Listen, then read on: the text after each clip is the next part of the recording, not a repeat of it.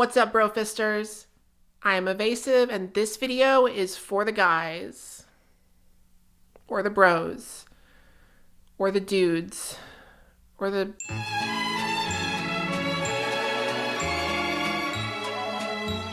Okay, guys, listen. Before you leave me an angry comment, please just listen. There is nothing gay about a bunch of straight guys getting together and watching Magic Mike, okay? There is absolutely nothing gay about that. Magic Mike is a straight movie. The characters are straight, the setting is straight, the romantic subplot is straight. The whole film is a completely heterosexual drama about the gritty lives of male exotic dancers. And yet when you think of movies that groups of straight guys typically watch when they get together, Magic Mike is definitely not a movie that comes to mind. But why not? Why don't straight guys get together and crack open some cold ones for Magic Mike night? That's what I wanted to find out. So in exchange for some beer, Mike's Hard Lemonade, and an assortment of deli sandwiches, I managed to convince 5 straight guys to sit in a room together and watch Magic Mike in front of a camera.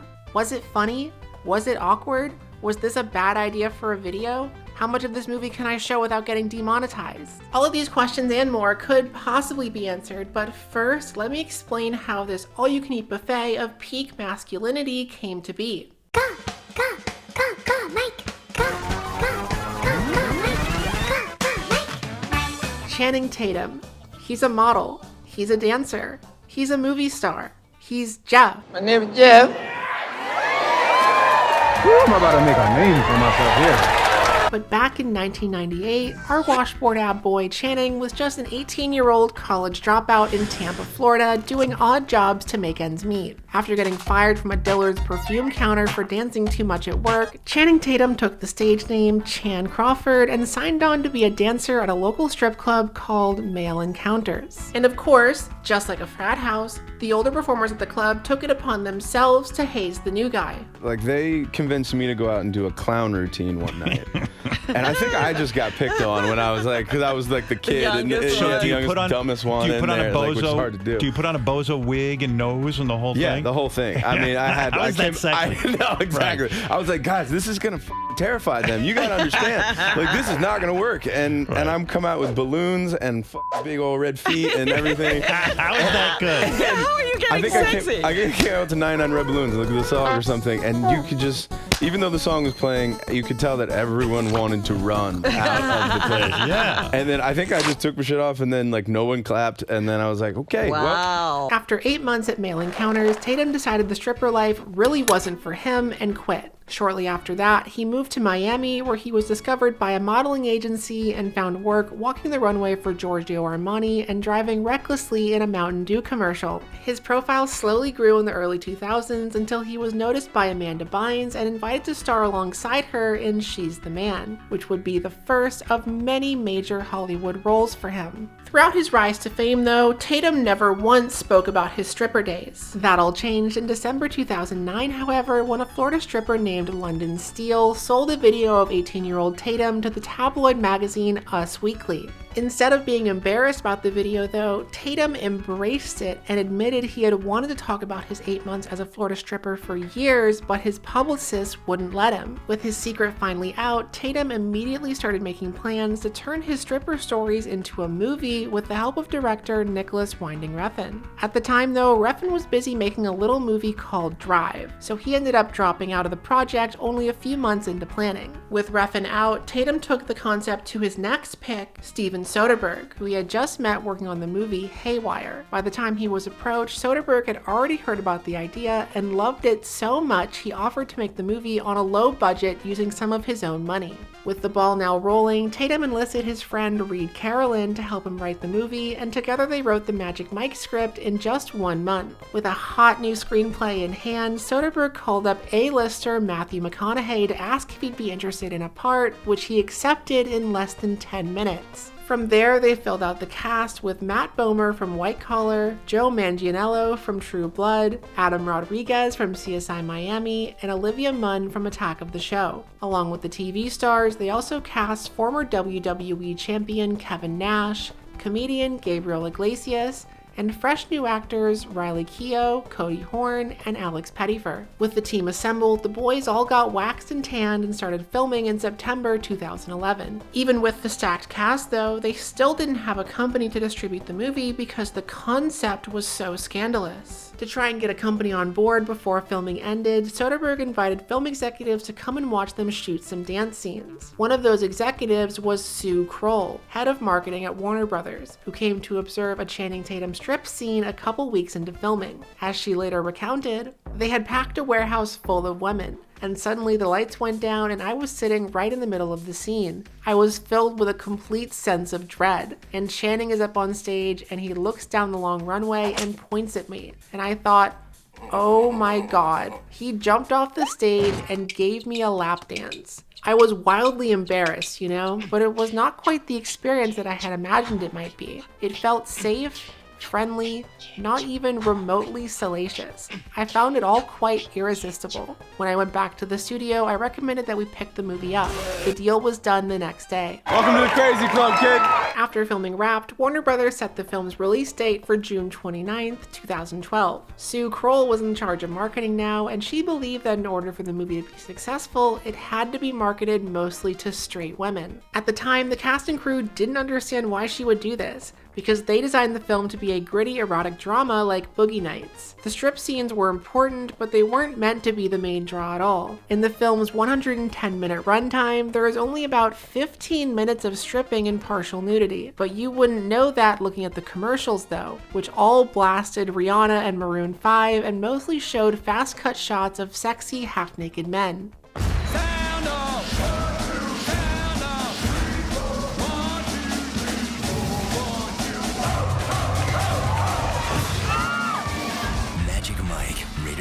It turns out, though, that Sue Kroll had exactly the right idea. The film earned a wild $167 million off its $7 million budget. What started as a little film about Channing Tatum's 8 months as a stripper somehow became an instant global phenomenon that spawned 2 sequels, merchandise, a live show in Vegas, and a reality competition show on HBO Max that got canceled in 1 season. With its relatively low budget, the movie probably would have made a decent profit no matter what, but the massive success of the film took the team by surprise. That's because nobody could have foreseen the effect of a little book called 50 Shades of Grey. You see, thanks to 50 Shades, 2012 became the year of straight women talking more openly about their sexuality. All of a sudden, erotica for women was in the mainstream, and Magic Mike accidentally struck gold by dropping in the middle of the summer. Throughout July of that year, crowds of women around the world went to see the film together, turning this little movie about the gritty male stripper life into a colossal blockbuster.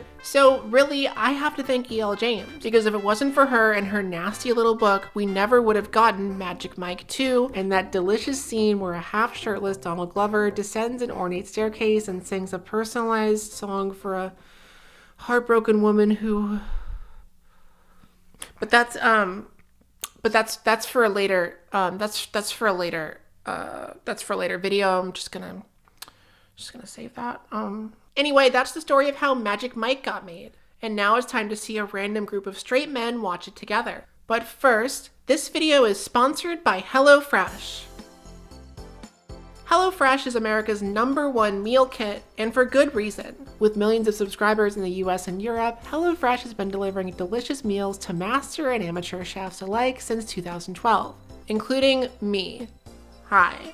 HelloFresh actually taught me how to cook back in 2020. Like seriously, look at the camera roll on my phone from that year. These are all dishes I made with HelloFresh. Look at those. Look at how tasty that looks.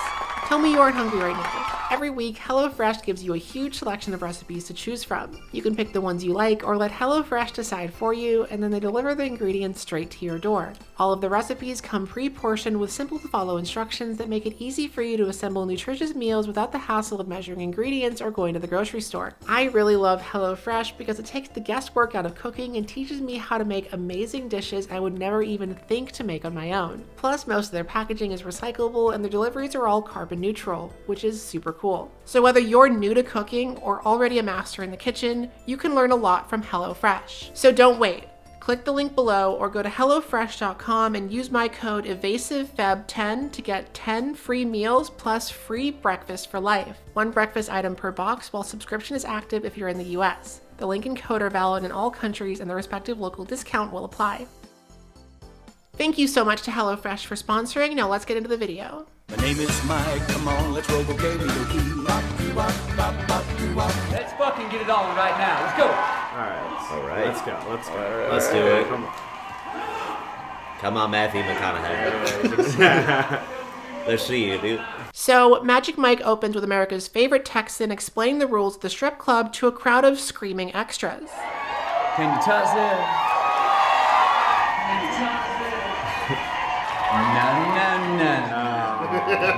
No.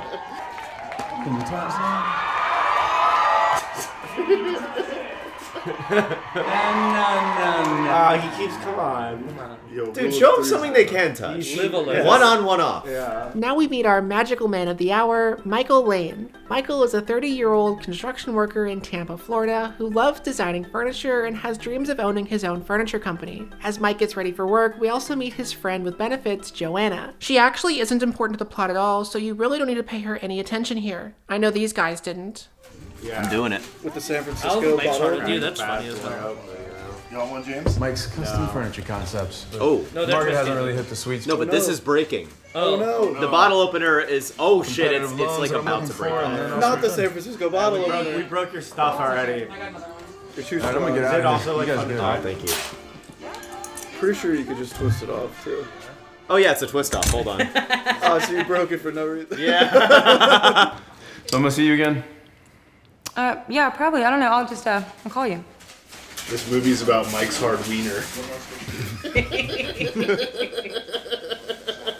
Dude, you should email the writers. Channing Tatum. Dude, you got a future in this. It's like when your parents are like, just call Jimmy Fallon. Just call Lorne. At the construction job, Mike meets a 19-year-old named Adam. Much like Channing Tatum when he was his age, Adam is a college dropout who is sleeping on his sister's couch and trying to make a living doing odd jobs around Tampa. Also, before you ask, no, I didn't edit the colors at all. The movie really is that yellow. This is like the Breaking Bad filter when they're in Mexico. Yeah, you're right. Aggressively sepia. I will say they are making Florida look quite nice, right? Yeah, right. Beautiful foliage. That does look okay. And all the boys are so hot. I know. And all the trucks are so big. Usually they take out of the backs of the car seats. They usually take out the heads of the car seats. It's interesting that they left that in for this one. I don't think that's going to make the cut. A little behind the scenes. Yeah, I don't think that's going to be in the video. Anyway, Adam comes home after work and we get to meet his older sister, Brooke, who works as a medical assistant. While Adam plays video games with no hands, Brooke invites him to third wheel on her date with her boring boyfriend, Paul, who is actually screenwriter Reed Carolyn doing a cameo. And now here's Adam doing the best Arnold Schwarzenegger impression you've ever heard. Listen to me. These are my ideas. Get in the chopper. John Connor, come with me. Now cut to later that night where we find Adam clearly having an absolutely terrible time on his sister's date that he was invited to for no reason. Hoodie up at the restaurant is a pro, like your a younger brother move. Have you guys ever worn your hood up at the dinner table? Yeah, that's fun. If I'm pissed off, dude. I've had a good attitude my entire life. I walked in the light, baby. In typical little brother fashion, Adam abandons the dinner and goes for a walk with his hoodie up. After strolling around for a bit, he runs into Mike, who is working as a promoter for a local nightclub. Dude, they're never gonna let you in like that. Come on, work some of your magic. Mike. He's a genie. Mike's a genie. Have you guys ever been to a place where like people are dancing in a thing up in the Like a little cage area? cage in a thing? I've never been to one of those. No. Actually, one time I walked into a strip club in New Orleans when I was 18 years old, alone. And then no one was in there except one guy and one stripper. And then the bouncer looked at me and was like, you gotta leave. And then I walked out. That was my only strip club experience. Immediately. And then I just went back to where my family was eating. I left dinner and I was like, I gotta see something. At the bar, Adam starts chatting up some sorority girls when Mike appears to give them all free passes for Club Exquisite, a male strip club up the street. Adam is reluctant to go at first, but after Mike promises him $100 to help out with the show tonight, he tags along. Now we're introduced to the rest of the gang. First, there's Dallas, the ambitious owner of the club and leader of the strippers. Along with him, there's Big Dick Richie, Ken, Tito, and Tarzan. What would your guys' like stripper character be if you had to do a thing? Phone scammer. I was gonna go Goblin King. Good scam baiter. Also, in case you're wondering how Big Dick Richie got his name, here's a well-angled shot that I'm definitely going to have to censor when I edit the video. Get all these girls jacked up, then jack up the price of hot seats. That's a penis pump. Oh, there's the penis. There's the penis. That stresses me out. No, it feels like that would kind of hurt. Why is he pumping it so early? It seems like an early time. I didn't know there was a too I don't know early the to pump. timing windows. Yeah. Why do you Well, know it so much doesn't, about doesn't look this? super ready to go on stage. I feel like. I think it's it's 5 o'clock somewhere kind of a situation. Yeah. Penis pump o'clock somewhere. I'm like, that's an interesting thing. Like, how much does each of us know about penis pumps? Right. Not a lot. Now we are introduced to the last major character of the movie, Tobias, the club's DJ, who brings our heroes a bottle of something called Hey juice. Hey, juice. Hey juice. Yes, because if you drink the whole bottle, hey. Looks like piss. I don't know what the fuck it is. It's just G. No, it's G. Oh, it's GHB? It's G. What's G? That's what it's. And now, finally, it's the moment you've all been waiting for. Or at least that I have been waiting for. The one, the only, the cock rocky king of Tampa.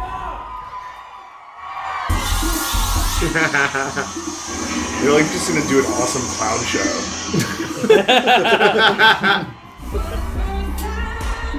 This is a hard show, honestly. Yeah, this is cool. Oh yeah.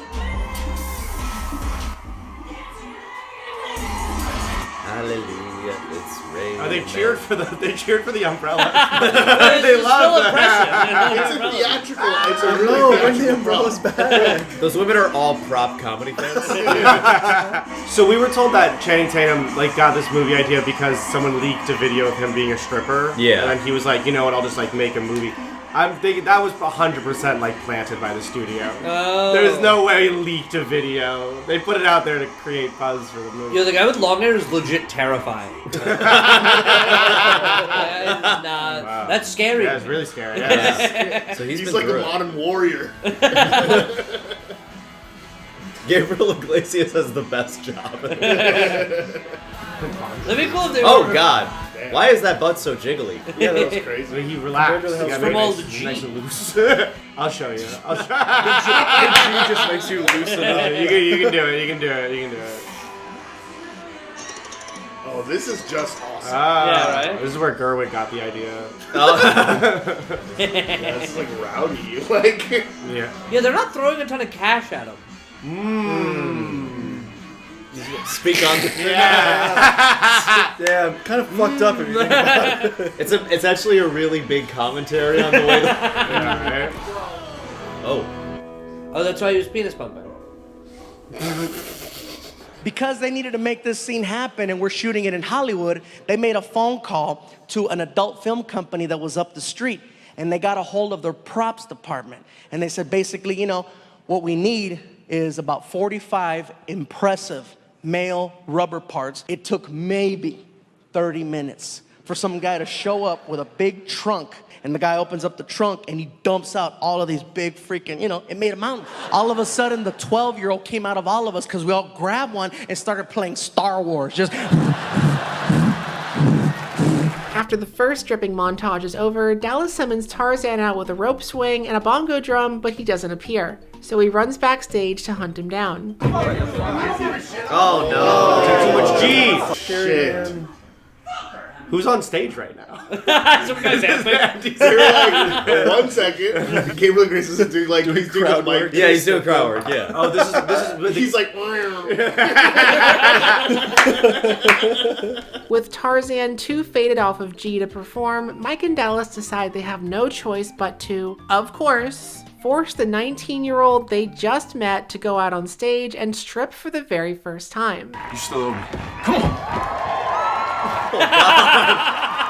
This is awful. Yeah. Oh, God. You know, Oh, this is so actually mean. so untrue because the audience smells fear like dogs. Right. Yeah. Especially at a strip club, if you have like tense body language, there's no way that's gonna work. But I guess like I truly wouldn't believe like if someone came out tense like this at a strip club. He's taking his I would be shoes like, off. oh, he's Oh, doing God. a bit. Oh, it's part They're, of the well, show. they're losing energy a little bit, I think. I love how all of the different dances had themes before this, and now this one is just awkward. This is dude like, who look doesn't at what really you're wanna making do me it. do. Like, The theme is child.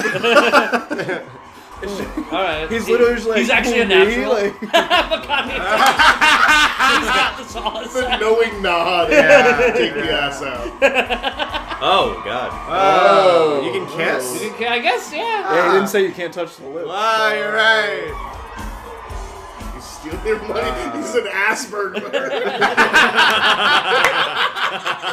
I come into the audience and stuff my ass full of your money and then I run away. After the show, Adam and the other guys sit around drinking with the sorority girls as Mike and Dallas count their money and decide to hire Adam full-time. Then we see Adam and Mike hooking up with the girls before the movie fades to them watching the sunrise together on an empty bridge. This is sort of the stretch of highway we like to hang out on.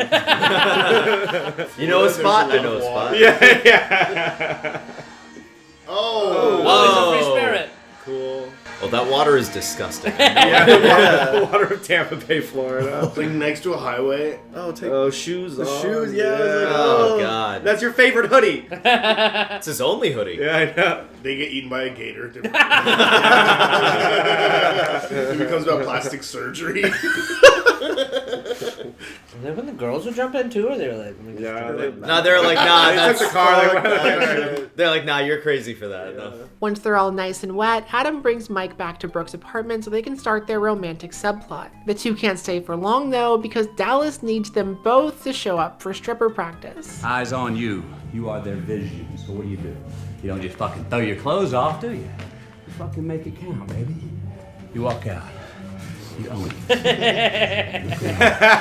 This is like making me think I've been taking my clothes off wrong. Yeah.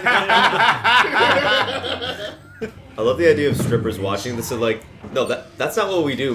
He has his own idea of what Yeah, he stared right at the camera for a second. He was just like, This was improvised. Stick it. I'm like, honestly, this is something nice, like a nice idea about like living life with like intention.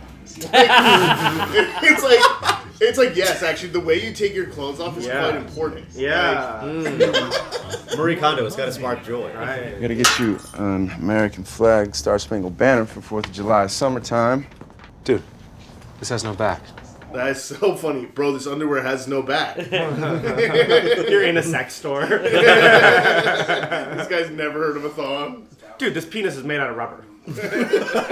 Later that night, Brooke returns to her apartment to find a mysterious pile of thongs and sailor clothes on her couch. Adam, get out of here. I need to talk to you. What do you want? I want to talk to you, man. Get the fuck out. Okay, well, he's in the bathroom. Wait a second. This is fucking rude. I need to talk to you about this box of boots and thongs and Alright, it's sailor for hats. work. It's for work? Yeah, Adam, don't work. fucking lie to me, man. Yeah, this is a really weird reaction to a bag of stuff. Yeah. He's an adult. He's getting kinky. Whatever. He also could be shitting. It is not what it looks like. Is that my razor? That's a dick move. Yeah. Don't use her razor. Now I'm on her side. He must have a razor. Yeah, you're right. What the hell? Yeah. Anyway, cut away from that to later that night, where we find Ken and Adam, who has now taken the stage name The Kid, doing a cowboy-themed strip routine. Also, Brooke is there too, standing around in the back, looking mildly pissed off. This is fun. It's like you play with props, and it's just like how many different ways can we make this phallic and play with it? Like that's kind of a fun task. Yeah. That's fun. That's fucking sick. That was cool. nice. See the whole fight choreography. They're clean, yeah. And then he was like, I almost forgot they needed a strip at the end. I was just into the narrative. You know how bad that flex is if the guy who shoots you dead in a duel just takes all his clothes off. You're bleeding out. He's humping his hat. Why'd you go to the strip club?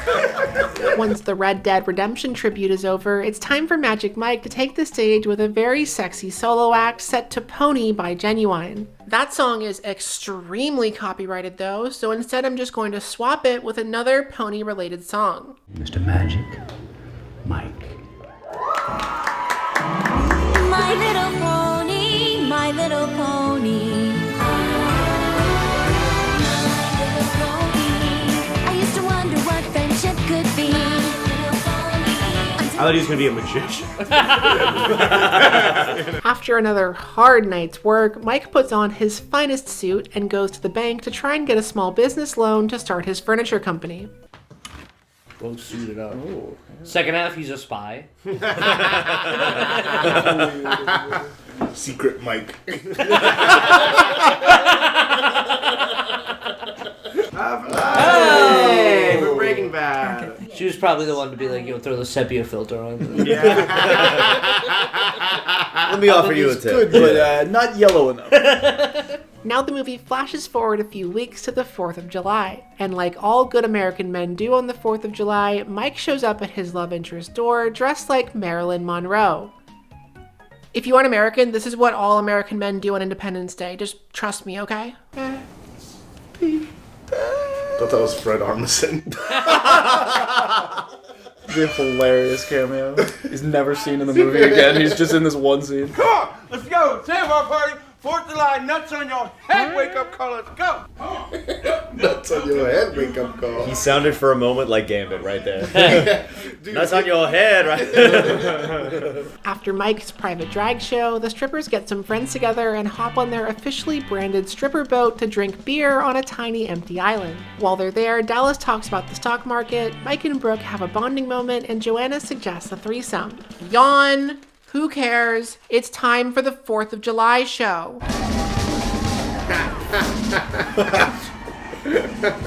This is so That's cool. awesome. Yeah.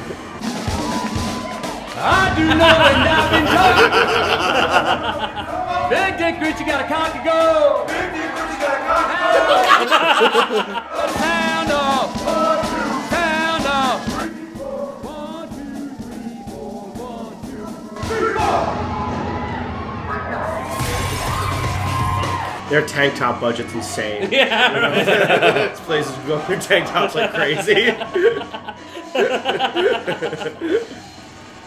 The guns are their penis. Oh, that's awesome. Yeah, that's fun. Damn, that's cool. Yeah.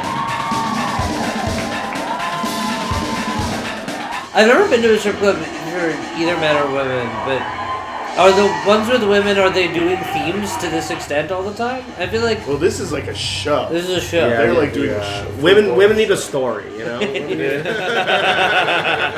Why are they strong? Because they love America. Because he just killed a man. Because their dicks are guns. Yeah. Later that night, Mike drops Adam off at Brooke's place and discovers she already has a boyfriend. Feeling dejected, he goes home and calls Joanna on his iPhone 4 so they can hook up on the couch. Okay, that's enough plot. Now let's get back to the stripping. It's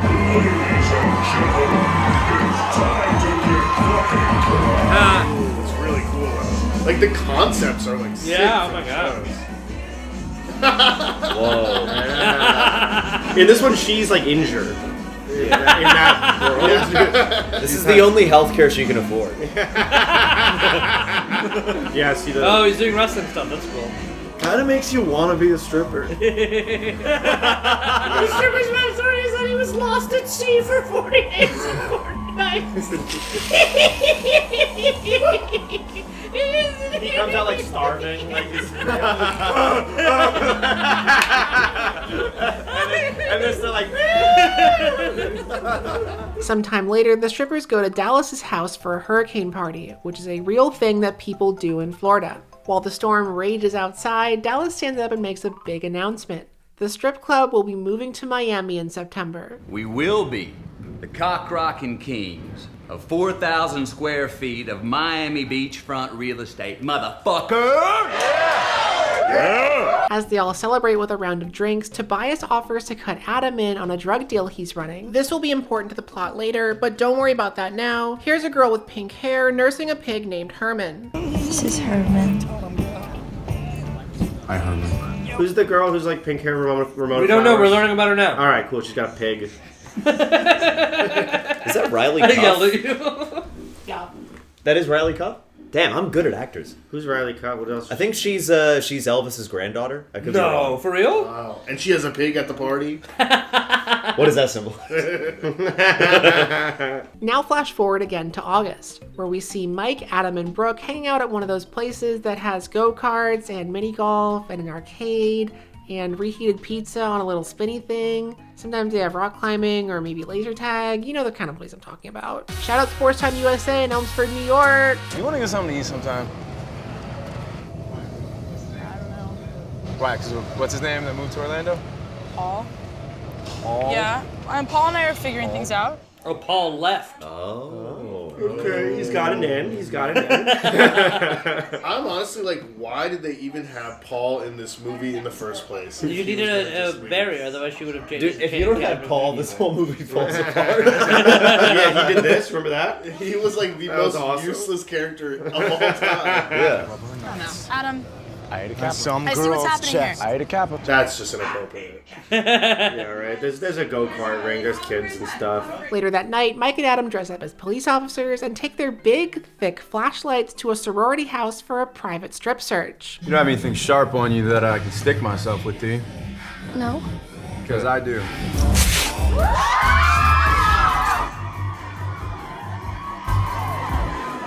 Imagine the guys in the other room who are like, What's happening? I'm gonna stay here. It's good this party was separated, boys, girls. Yeah. Like a Jewish wedding. If this happens at Yeah, this Jewish part is weddings. exactly This like is what Jewish Oh no. Oh, no. Drug problem! No. Oh, yeah. Oh, here comes the boys. They're coming. You give some ecstasy to my girl? I said. Hey, fuck off. Okay. Cool.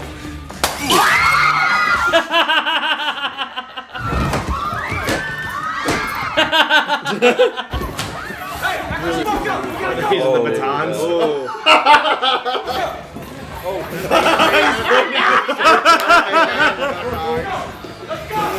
That's so funny. Okay, that's awesome. After committing police brutality, our heroes speed away almost naked as Mike chews Adam out for ruining the gig. Adam starts panicking when he realizes he left his backpack with $1,000 worth of Tobias's pills inside, but because he's on ecstasy, he gets over it in like 2 seconds. Then after a very unimportant scene where Mike finds out Joanna has a fiance, the two go to the club to report back to Dallas, who is actually more concerned about his reputation than he is about the lost money. Hey, you might want to check yourself, old friend. Nobody walks on water on my team. Except for you, right? They should do a Jesus bit. It's extremely sacrilegious.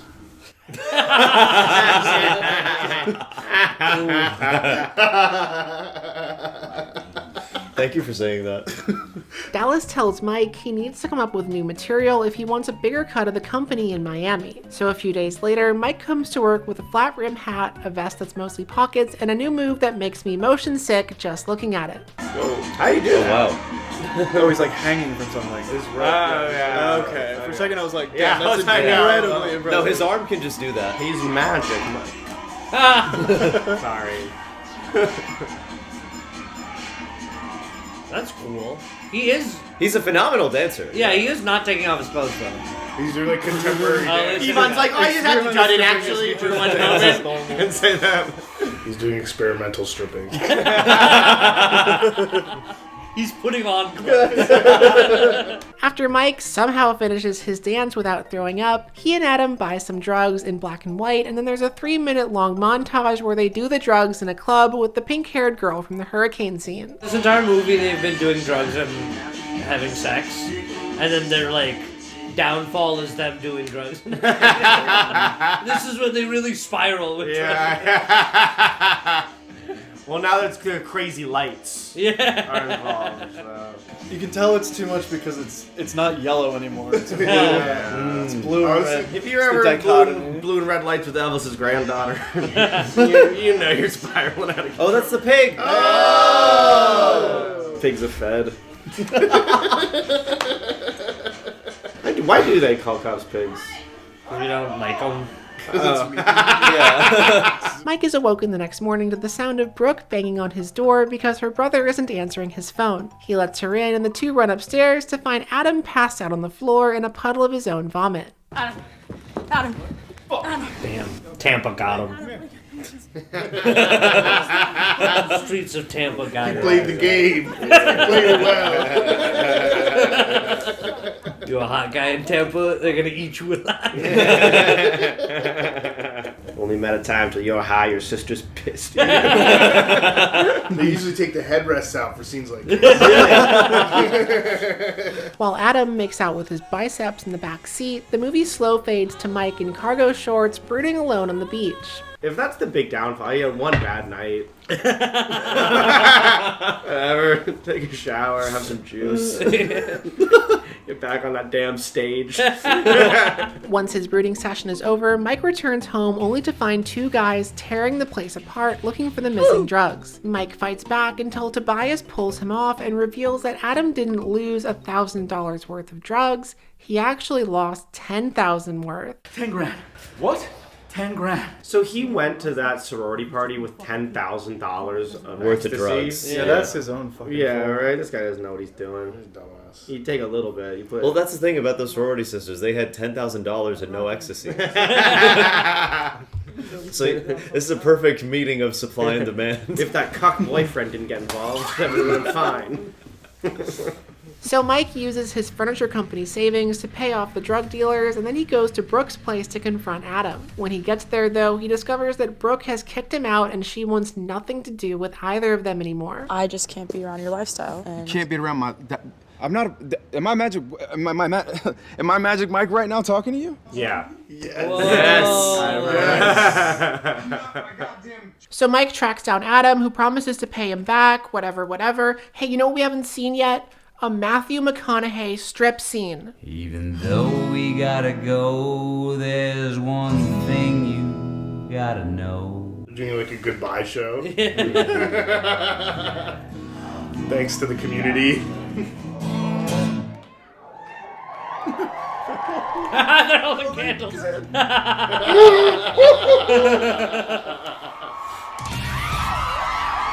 Oh my God. That's awesome.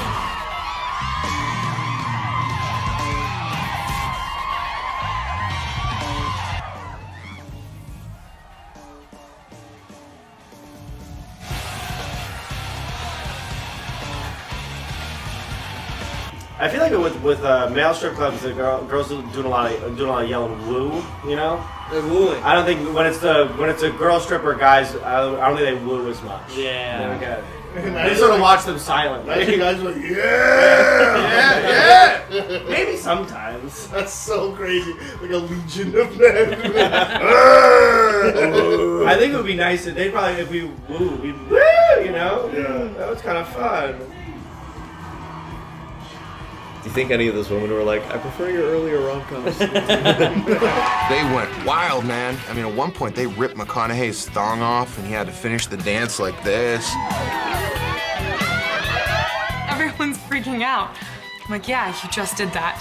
Matthew McConaughey's balls were on your nose. While Dallas gets his clothes ripped off, Mike suddenly decides he's done with the stripper life and leaves the club for good. Once it's clear Magic Mike isn't coming back, Dallas replaces his role in the group dance and the learner officially becomes the master, or whatever, it doesn't really matter. Neither of them are in the far superior sequel anyway. And now here's the extremely anticlimactic last scene of the movie. Paul can't say anything anymore.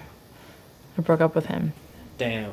And all it cost was you gave my brother $10,000. Broke up with a lame dude for you. Like, I'm not going to Miami. Really? Yeah, I think you're right. What are you gonna do? Magic Mike 2. Mike's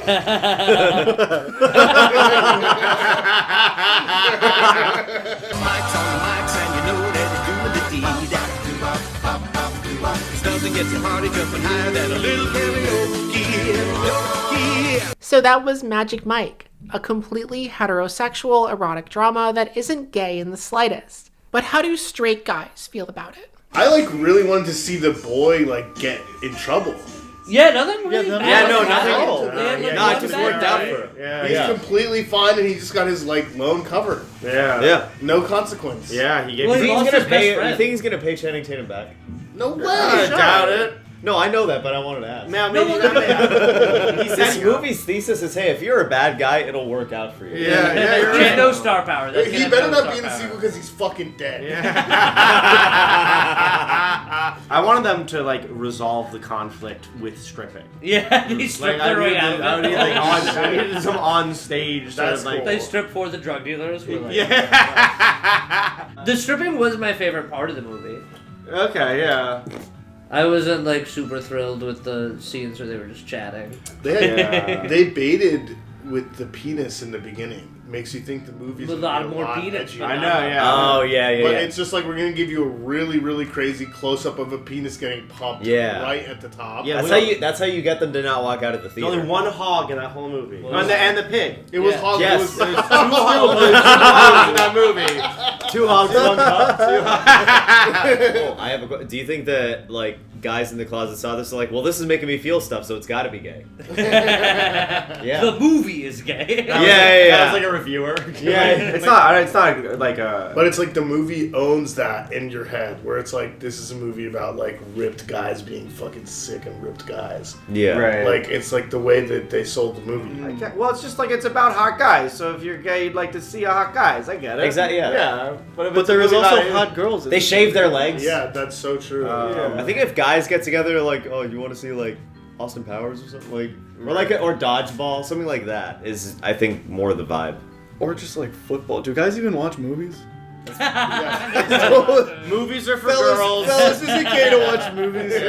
What is socially acceptable for a man to watch? Not too much. Godfather. Movies about brotherhood. All Quiet on the Western. Saving Private Ryan. Honestly, I feel like war a lot. Like any kind of war movie is like you could watch. This is different than war. No, but relationship-wise, it's the same as in a movie. Yeah, you just gotta picture. Right, it was Tarzan's story. Yeah, right. Was he involved? He OD'd and then they never addressed it. He just drinks G and falls asleep. What I've learned from this movie is stripping's fucking sick, and you have one bad night that your friend can just bail you out of. I'm pretty fucking sad. I think I might move to Tampa, Florida to become a stripper. I am Evasive. Thank you so much for watching. As many of you know, I'm a part of the Creators for Peace team, and I'm doing my best to support people in Gaza as they rebuild or evacuate. Last year, I started using my platform to promote GoFundMe campaigns for people in the war zone, and I've created a spreadsheet with a list of them for you to donate to.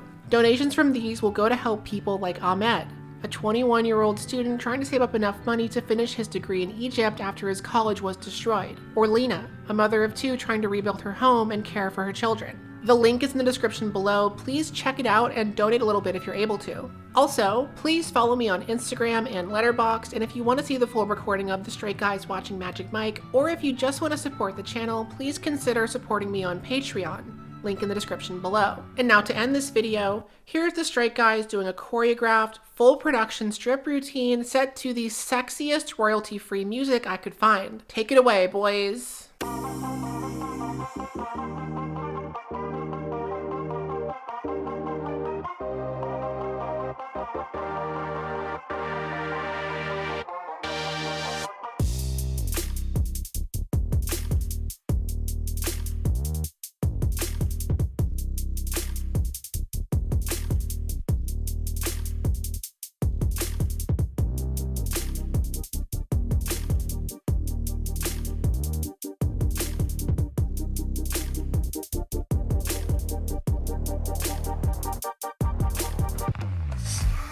Special thank you to my top tier patrons, Aaron, Ackler, Alexis Angiano, Andrea Morton, Andrew Coro, Blingo, Bruno, C. Alba, Captain Chaos, Carl, Captain Grasonwich, Doc Davis, 8-Bit Dylan, Eliza, Eric Vasilevsky, Foolie, Heich, Josh Moniz, Kit, Loki Incredible, Mara Copland, Marina Plays Bass, Matthew J, Mura128, Pigeon Rose, Pooh Bear Thought, Queer Little Guy, Richard Brown, and Sarah Melody.